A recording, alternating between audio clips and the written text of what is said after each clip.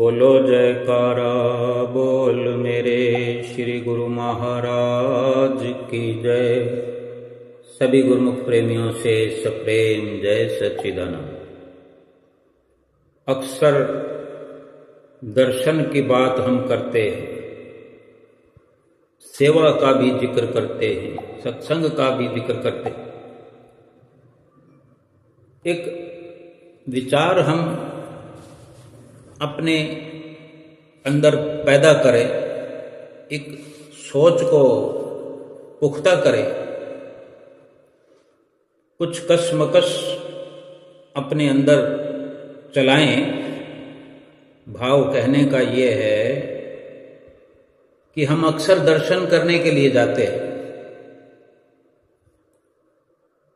हमें ये पता भी होना चाहिए कि हम दर्शन करने क्यों जाते हैं। हम जैसे बाजार में गए तो हमें पता होता है कि हम बाजार में तो गए, लेकिन क्या लेने के लिए गए, क्या लेकर आए। जो कुछ लेकर आते हैं, जिस चीज को लेने जाते हैं वही चीज ले करके आते हैं। वो अपने घर में आकर के उसको संभाल के रखते हैं, उसका इस्तेमाल करते हैं कि नहीं करते।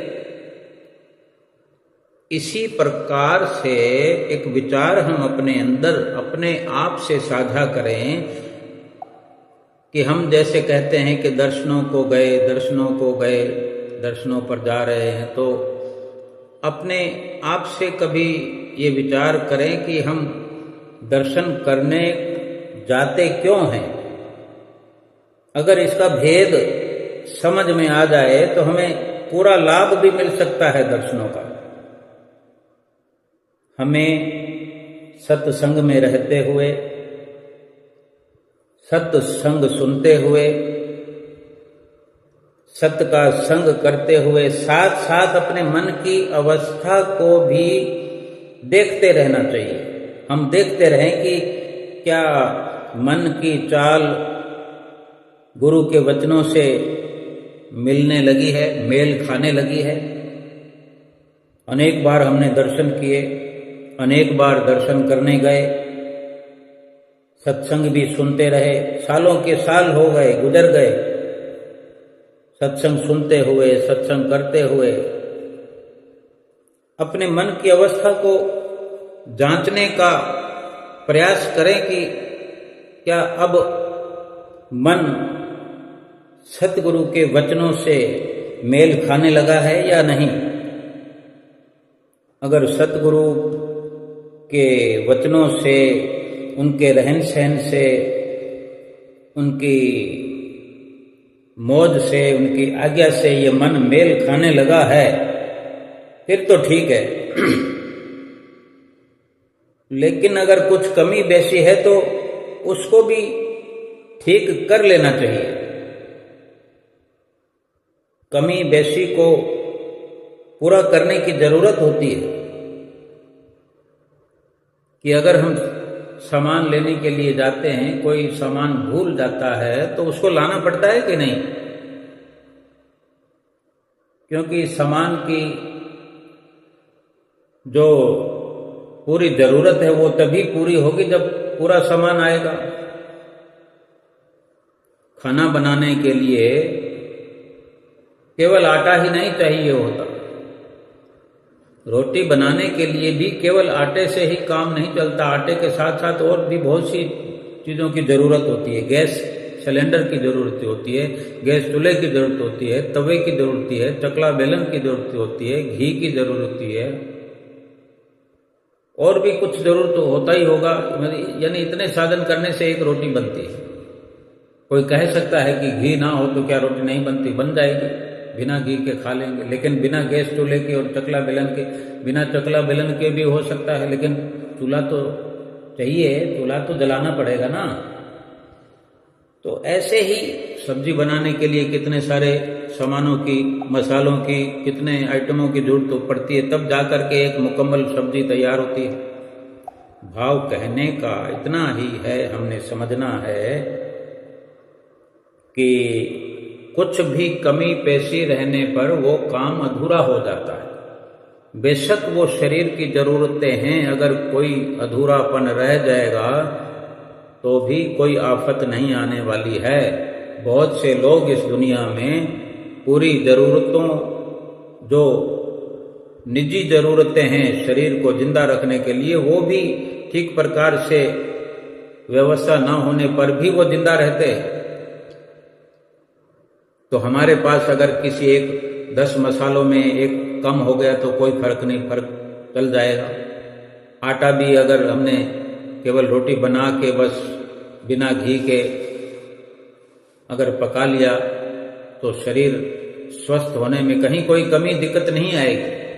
लेकिन यहाँ जो हम दर्शन करने की बात करते हैं, भजन भक्ति की बात करते हैं, इसमें कमी पेशी नहीं होनी चाहिए, क्योंकि ये मुकम्मलता, यानी जीवात्मा तो मुकम्मल है, अजर अमर है, जो सत्य स्वरूप है, फिर भी इस अमुकम्मल मन की चालाकियों में, चतुराइयों में, मन की संगत में 84 लाख योनियों में भ्रमते भ्रमते भ्रमते जो इस पर आवरण चढ़ गए हैं, इसकी मुकम्मलता पर सवाल खड़ा कर दिया है। इसको उतारने का ही नाम है भजन भक्ति, सत्संग, दर्शन।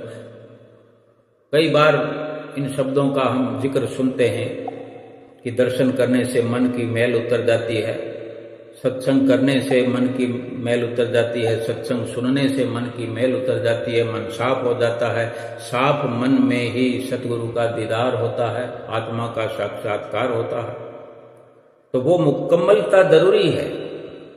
एक मुकम्मल चीज को जो हमने अधूरा बना दिया, आत्मा सत्य स्वरूप है, उसको झूठ फूट के आवरणों से ढक दिया है। इसलिए ये जांच करनी पड़ेगी, जांच करनी चाहिए कि क्या मेरे मन में तब्दीली हो रही है, मन क्या पवित्र हो रहा है, सतगुरु के विचारों से मेल खाने लगा है कि नहीं खाने लगा।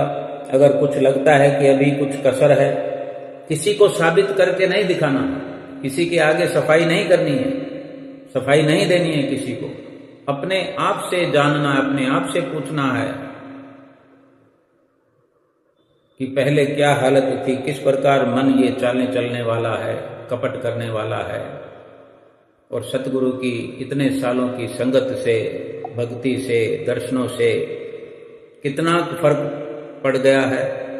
नहीं फर्क पड़ा है तो विचार करें, जानने का प्रयास करें कि कहाँ सुधार करने की जरूरत है, किस प्रकार सुधार करना पड़ेगा, और ठीक कर लेना चाहिए सदगुरु के वचनों को सुन करके, उनकी संगत में रह करके।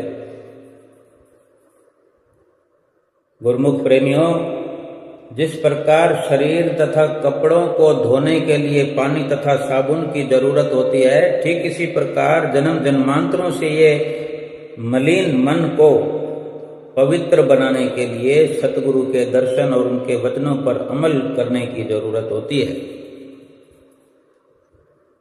दर्शन करके लौट आते हैं, फिर जाते हैं, फिर दर्शन करके लौट आते हैं, फिर जाते हैं। ये सिलसिला, ये क्रम जाने कब से चला हुआ है। लेकिन ये विचार भी तो हम ही को करना पड़ेगा कि क्या लाभ हुआ। जिन प्रेमियों को सतगुरु के दर्शन और सत्संग का रस मिलता है, आनंद अनुभव होता है, वही जानते हैं कि इस चीज की कितनी जरूरत है। जैसे गूंगे को मिठाई खाने पर उसका स्वाद तो नहीं बता सकता, लेकिन वो खुद तो अनुभव करता है। कहे कबीर गूंगे गुड़ खाया, पूछे तो क्या कहिए। लेकिन जिसको रस नहीं मिला, दर्शन करते रहे, सत्संग करते रहे, वचन सुनते रहे, सेवा करते रहे, लेकिन कुछ रस नहीं मिला, तो फिर पूरा लाभ तो ना हुआ। जो भी कहते रहो चाहे, लेकिन असलियत को छुपाया नहीं जा सकता। भाव केवल यही है कि लाभ होना चाहिए। संसारिक लाभ के लिए कितना जतन करता है इंसान, तो रूहानी लाभ के लिए भी तो जो मेहनत मुशक्कत कर रहे हैं गुरुमुख प्रेमी, उसका लाभ तो हासिल होना चाहिए। साफ सुथरा शरीर जिसमें साफ सुथरी आत्मा निवास करती है, 3 प्रकार की हम सेवा भी करते हैं। तन से करते हैं, मन से करते हैं, धन से करते हैं। यदि तन से सद्गुरु दरबार की सेवा करते हैं तो हमारी ये काया निर्मल हो जाती है, आत्मिक शांति प्राप्त होती है। मन से सेवा करते हैं तो हमारा आध्यात्मिक रूहानियत मार्ग रास्ता साफ हो जाता है, फिर मन उस पर चलने लगता है, हमें साथ लेके चलता है, जिसमें फिर कोई विघ्न नहीं आता और दिन प्रतिदिन रूहानियत सफर की तरक्की होती है। धन से सेवा करने से हमारी कमाई का कुछ हिस्सा जो हम पाप और कुछ बुराई के रास्ते चलकर धन कमाते हैं, अगर 10-20% परमार्थ की राह पर खर्च किया जाए, सेवा में लग जाए, सत्संग में लग जाए, परोपकार में लग जाए, तो उससे भी भाग्य चमक जाता है, अहंकार मिट जाता है। और अहंकार मिट जाए तो ऐसा लगने लगता है कि जो दिया है प्रभु ने दिया है,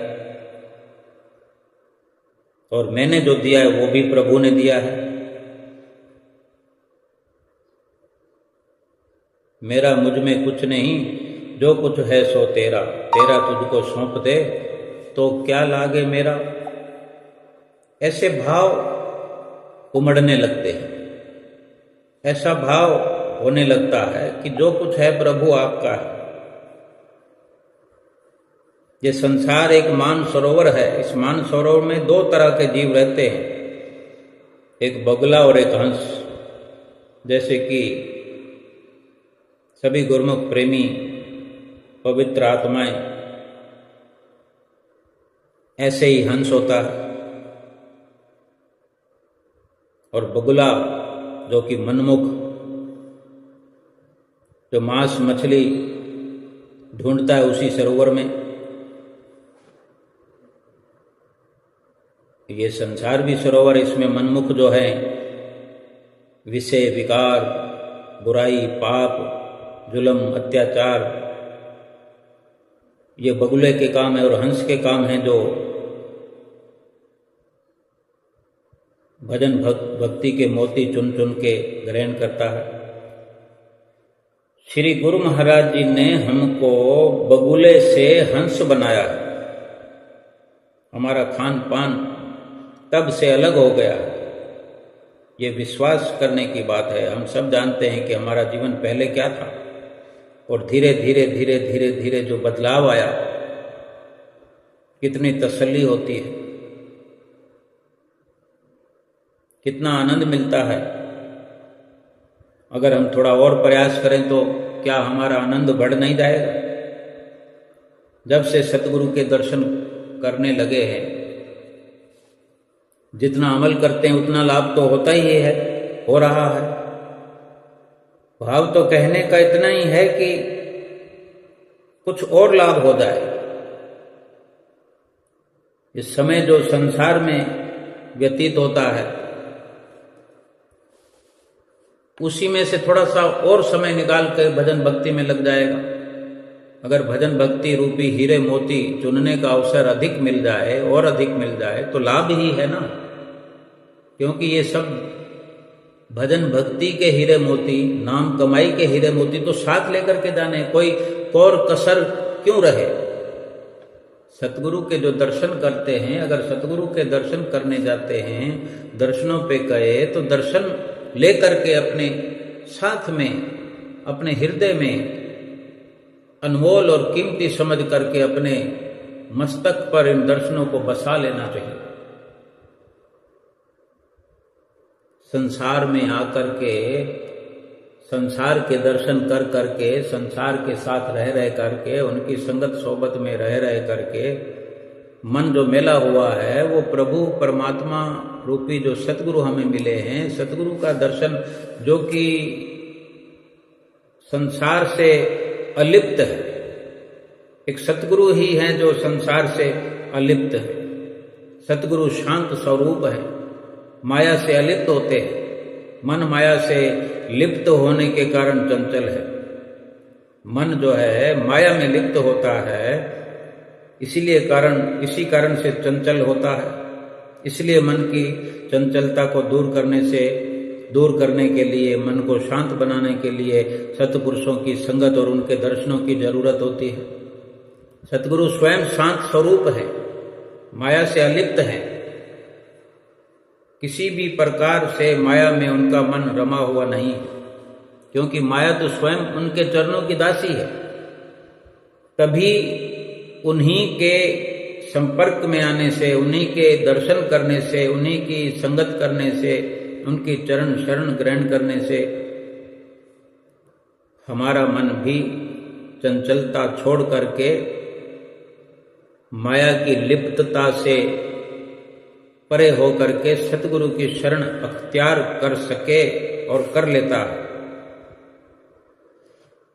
इसलिए दर्शन ऐसे करें कि दर्शन करके दर्शन हमारे भीतर में एक ऐसा रस आने लगे उन दर्शनों का कि फिर संसार का दर्शन करने से मन उपराम हो जाए। जो हम देखते हैं ना, उसको देखते हैं, किसी से फोन पर बात करते हैं तो उसका चेहरा मस्तक पर हमारे घूमने लगता है, ख्यालों में उसका सब नक्शा, उसका घर दिखने लगता है, वो स्वयं दिखने लगता है। सतगुरु का दर्शन करके इतना अपने भीतर गहराई में एक रूहानी फैज प्राप्त होने लगे। सतगुरु का दर्शन ऐसे करें कि फिर रोम रोम में सतगुरु का नूरानी रूप बस जाए, और तभी ये संभव है कि हमें दर्शनों का लाभ भी होगा और दर्शनों का पता भी लगेगा कि हम दर्शनों पर गए।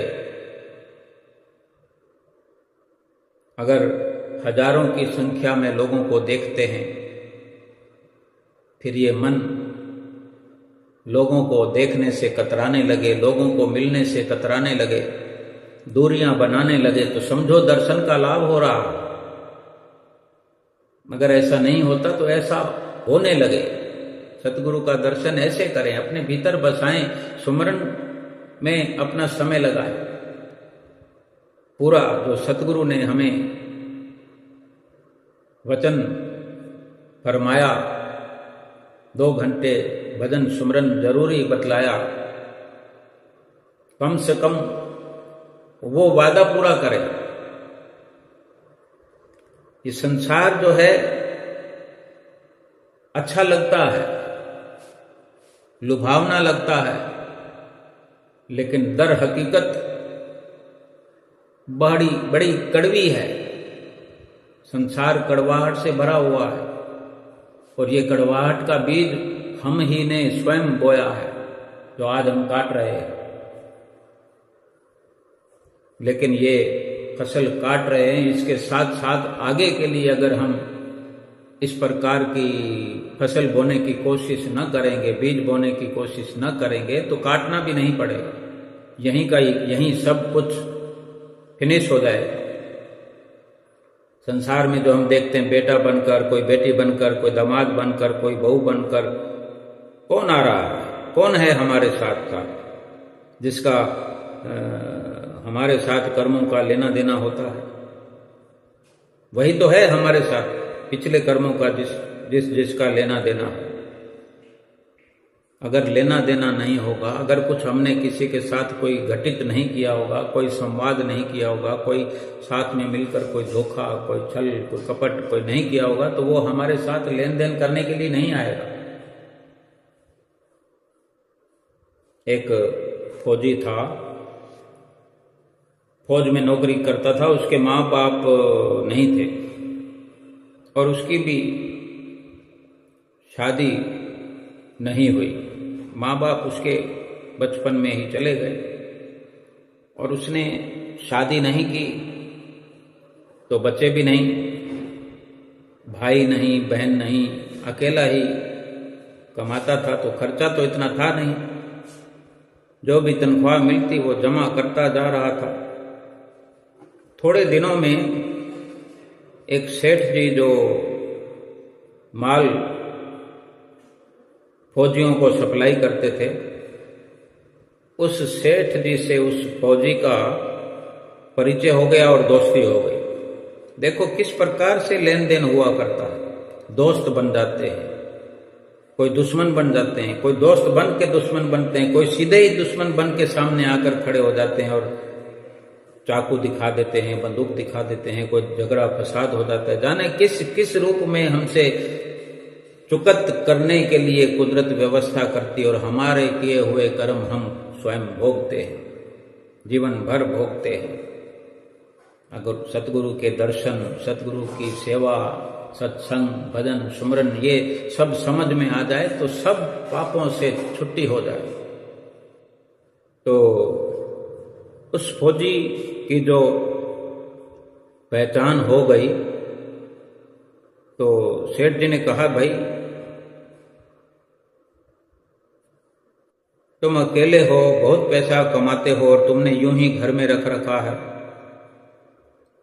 उतना का उतना ही पड़ा रहता है। ऐसा करो तुम मुझे दे दो, मैं कारोबार में लगा दूंगा, तो कुछ तुम्हें हिस्सा पता मैं दे दूंगा, ब्याज के रूप में समझो, तुम्हारा पैसा बढ़ जाएगा। तो फौजी ने सेठ को पैसा दे दिया।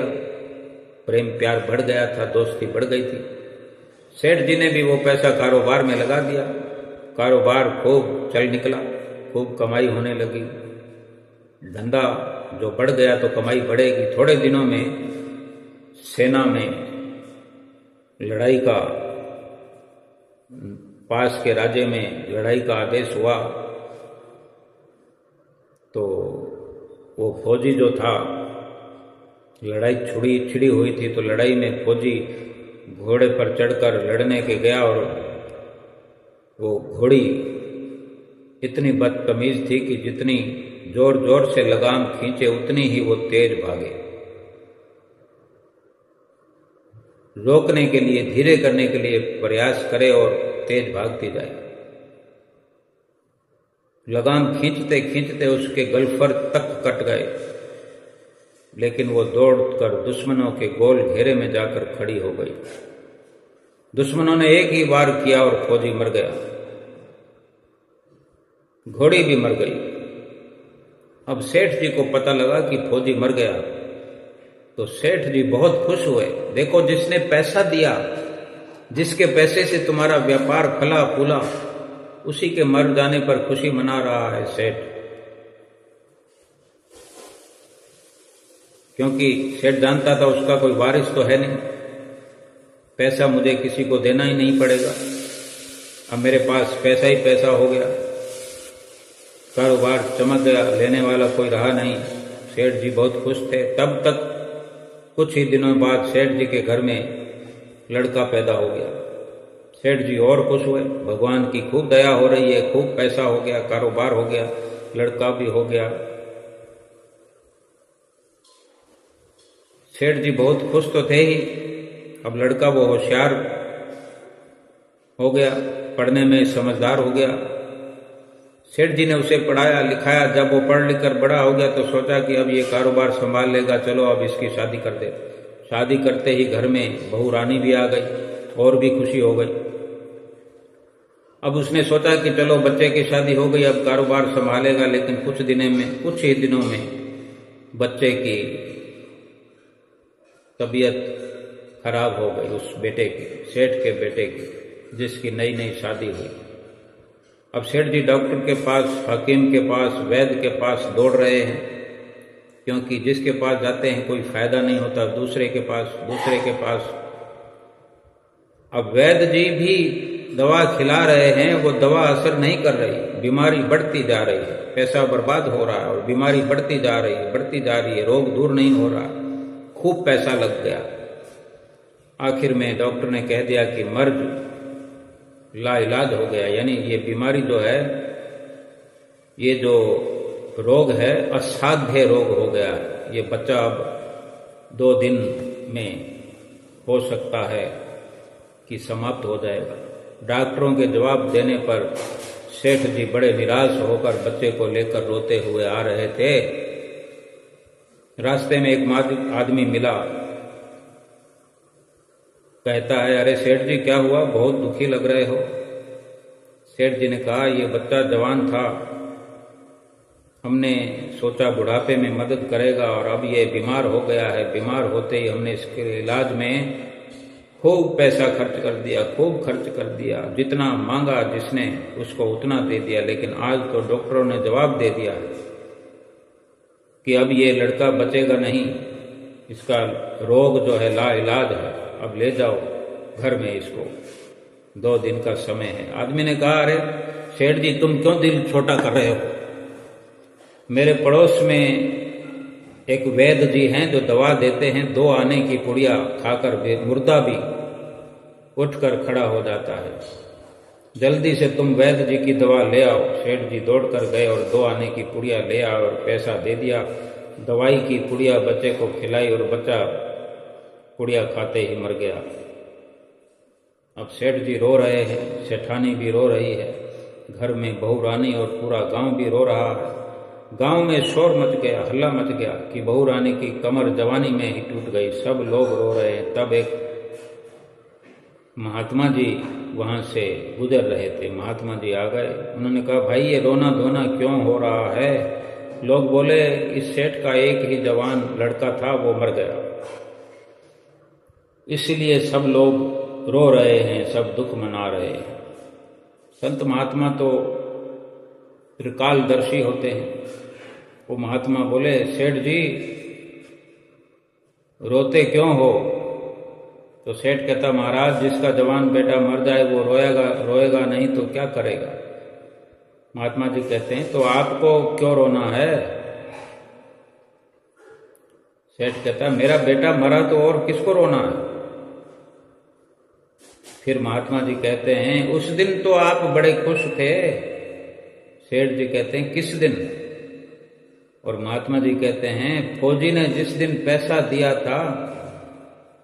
तो सेठ कहता, हाँ कारोबार के लिए पैसा मिला था तो खुशी तो थी। महात्मा जी कहते हैं, और उस दिन तो आपकी खुशी का ठिकाना ही नहीं था। सेठ कहता है, किस दिन? महात्मा जी कहते हैं, अरे जिस दिन फौजी मरा था उस दिन किस बात की खुशी मनाई थी?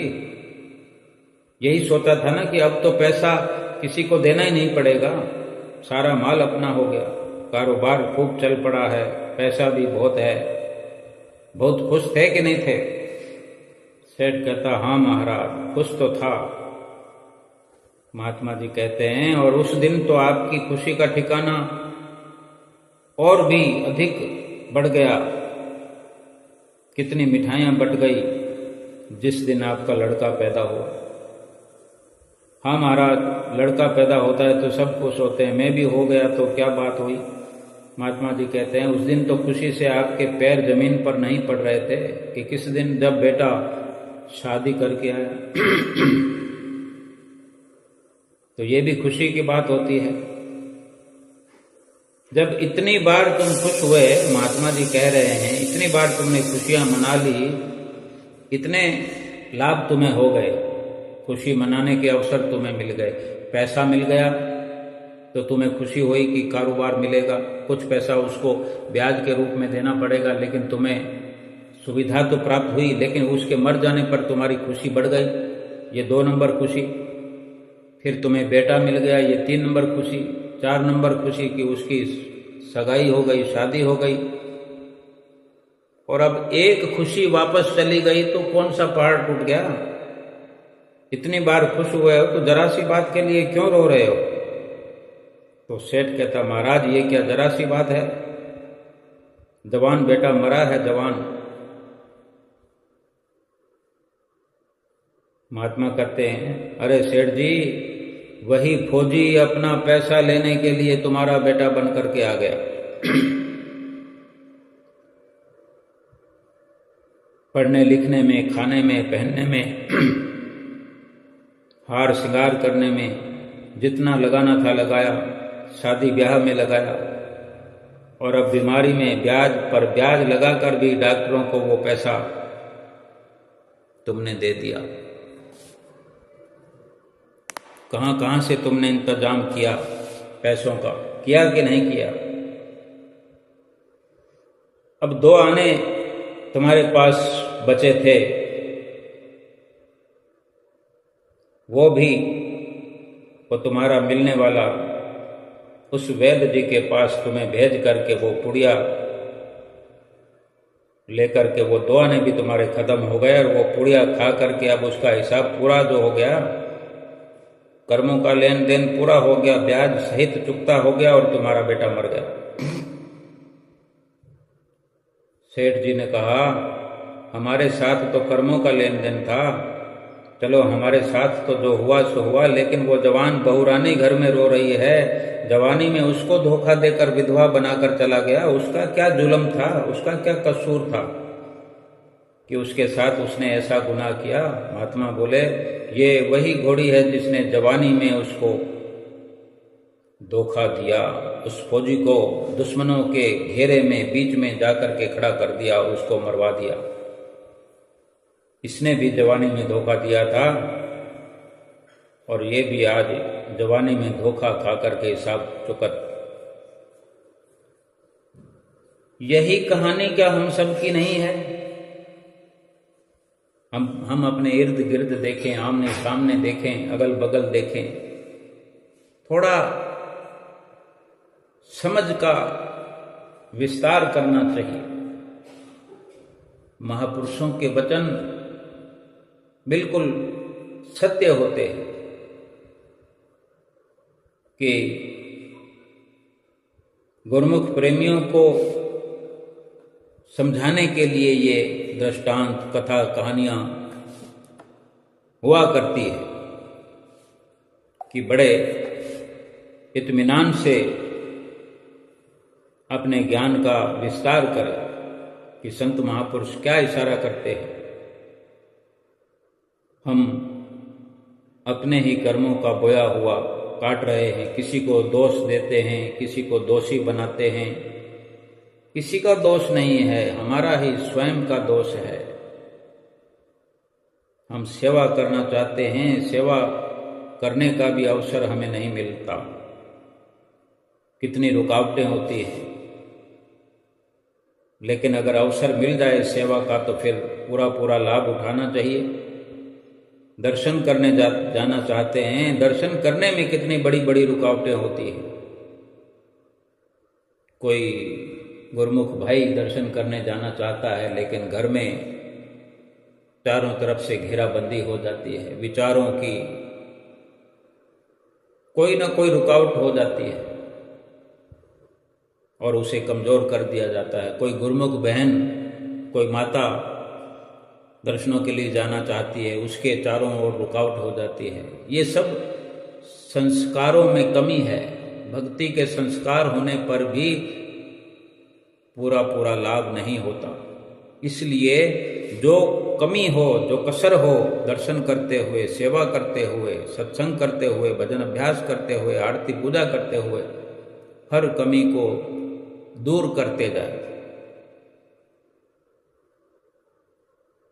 इंद्रियों की हर क्रिया में और मन के विकल्पों के बहते प्रवाह के काल में उसके मात्र ज्ञानी और विज्ञानी रहकर अपने स्वभाव में रहने का पुरुषार्थ करना ही हमारा एकमात्र कर्तव्य है।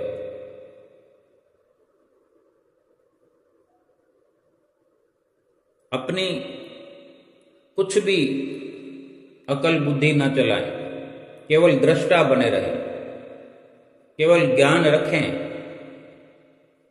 इंद्रियों की हर क्रिया में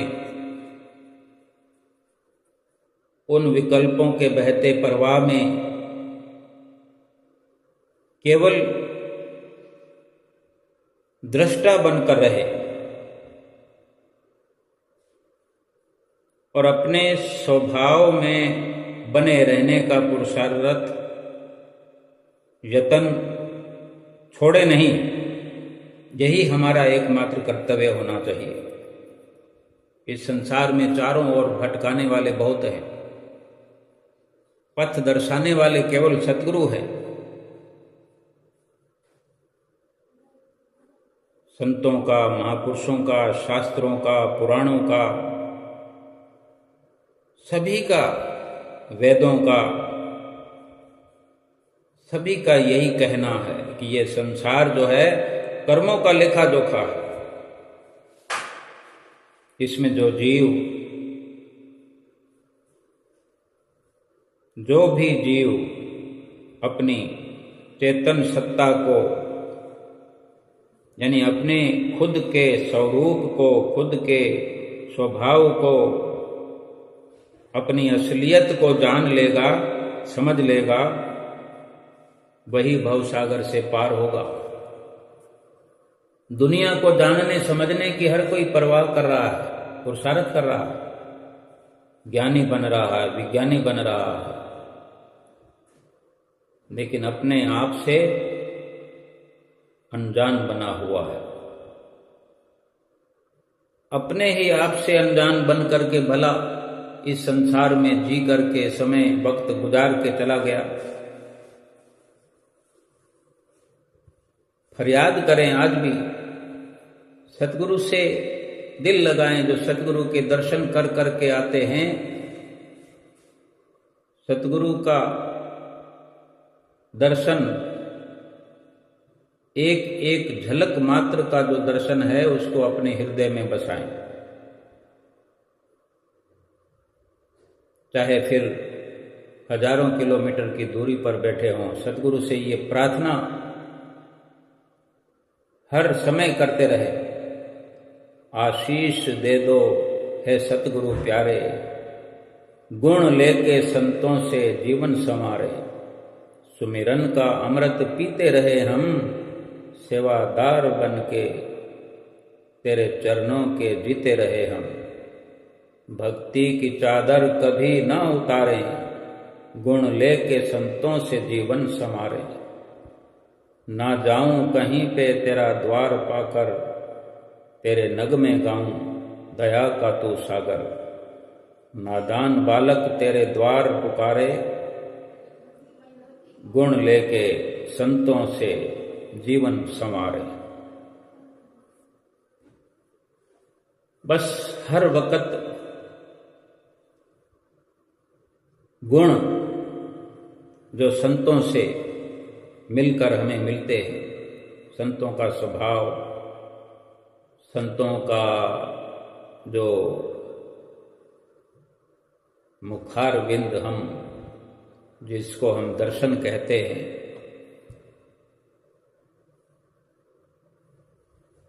टकटकी लगा करके कुछ अनुभव करने का प्रयास करें कि श्री गुरु महाराज जी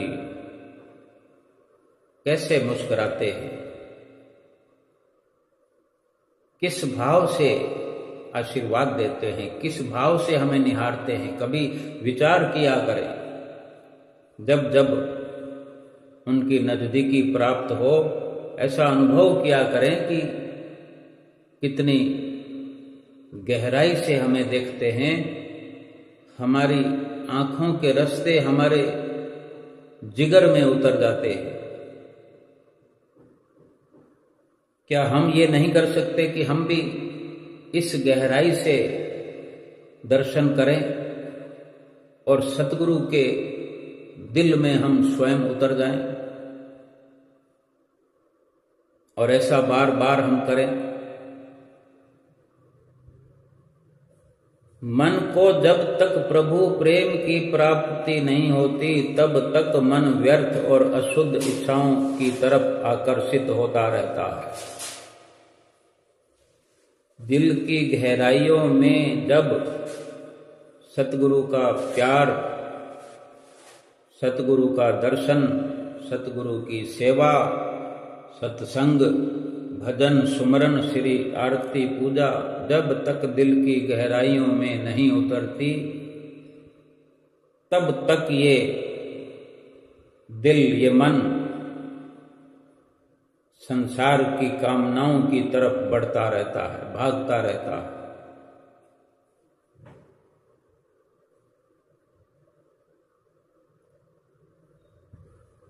वास्तव में सत्संग की बड़ी सीख है खुद को सुधारना। दर्शन करने का सच्चा लाभ है कि अपने आप को समझना, अपनी आत्मा का दर्शन करना। सत्संग में बैठ करके खुद को सुधारने के लिए ही सत्संग की व्यवस्था होती है। सत्संग में जाना चाहिए कि सत्य का संग हो जाए, अपने आप की कमियों को दूर करना। सत्संग की शिक्षा, सीख यही है कि हम पहले एक नेक इंसान बने, कुछ भी और बने, महात्मा बने, भगत बने, संत बने, महंत बने, लेकिन पहले इंसान तो बने। सत्संग की सीख का असर तब मालूम पड़ता है जब हम व्यवहार में जीवन जीते हैं, व्यवहार सत्संग का करते हैं। सत्य बोलना, सत्य की कार्रवाई करना, सत्य के लिए ही उठना, बैठना, चलना, फिरना, ये व्यवहार है। ये व्यवहार में ये सत्संग हो गया। हमारा कर्म, हमारा चरित्र, हमारा आचरण, हमारा व्यवहार, चाल चलन, बोली, भाषा बताती है कि सत्संग की कितनी सीख हमारे जीवन में आ गई है। सत्संग में 2 घंटे हम बैठा करते हैं। सत्संग में 2 घंटे बैठना और बाद में सत्संग की बातों पर अमल करना असली सत्संग है। सत्संग में क्या सुना, क्या देखा, यूं तो हम कुछ भी देख सकते हैं, लेकिन हम सत्संग में बैठते हैं तो हमारे सामने श्री परमहंसों का दर्शन दीदार, उनके स्वरूप विराजमान होते हैं। बाकी सबको तो हम देखते ही रहते हैं। सत्संग में जाते हैं तो संतों के दर्शन करने जाते हैं, महापुरुषों के दर्शन करने जाते हैं। केवल वो करें, आंखों को सतगुरु के दर्शन में लगाए रखें, कानों को वहाँ जो व्यवस्था है सत्संग की, भजन कीर्तन की, उन शब्दों में कानों को लगाएं, तटस्थता से सुने और इसके साथ जो कुछ भी वहाँ पर्याप्त मात्रा में हम सीख लेकर के धारण करें, फिर उस पर अमल करें। सत्संग की सीख हमारे संस्कार हैं। हमारे संस्कार बयान करते हैं हमने सत्संग से क्या सीखा। केवल सत्संग में जाकर के बैठ गए, 2 घंटे समय पास कर लिया, देखा, कभी घड़ी को देखा, कभी ये सोचा अभी छुट्टी होने वाली है, वो ऐसा गा रहा है, वो ऐसा सुना रहा है, उसने ये गलती कर दी। श्री परमहंसों का दर्शन कर रहे हैं तो कभी पीताम्बर में देख रहे हैं कि ये ठीक से नहीं है, ये कलर मैच नहीं कर रहा। बहुत कुछ विचारधारा हमारी उस वक़्त चलती रहती है। भाव समझने का यह है कि लाभ उठाने के लिए गए हैं तो लाभ उठा करके लौटे। हमारा असली मकसद लाभ को प्राप्त करना हो जाए। जिस भक्ति परमार्थ में चल करके हम एक मिशन के तहत भक्ति का फैज उठाने के लिए हमने भक्ति की राह पर कदम रखा है, तो फिर कोई और कसर न रहे बाकी। पूरा पूरा भक्ति और परमार्थ का लाभ उठाएं, सतगुरु का दर्शन करने ऐसे जाएं कि फिर जिसको भी देखें सतगुरु का रूप ही हमारे हृदय में बसा रहे, ख्यालों में बसा रहे, हमारे विचारों में बसा रहे। किसी से बात करें तो सतगुरु की बात करें, अकेले बैठकर सतगुरु से बात करें, उनके दर्शनों को याद करें, दर्शन की महिमा गाएं, सतगुरु के दर्शन का एहसास रग रग में हमारे बस जाए और दुनिया में रह कर के दुनिया में रहते हुए न्यारे बने रहें और सतगुरु का एहसास हमारे रोम रोम में बसा रहे और ये जीवन सफल हो जाए, लोक सुखी हो जाए, परलोक सुहेला हो जाए, आत्मा का कल्याण हो जाए। बोलो जयकारा बोल मेरे श्री गुरु महाराज की जय।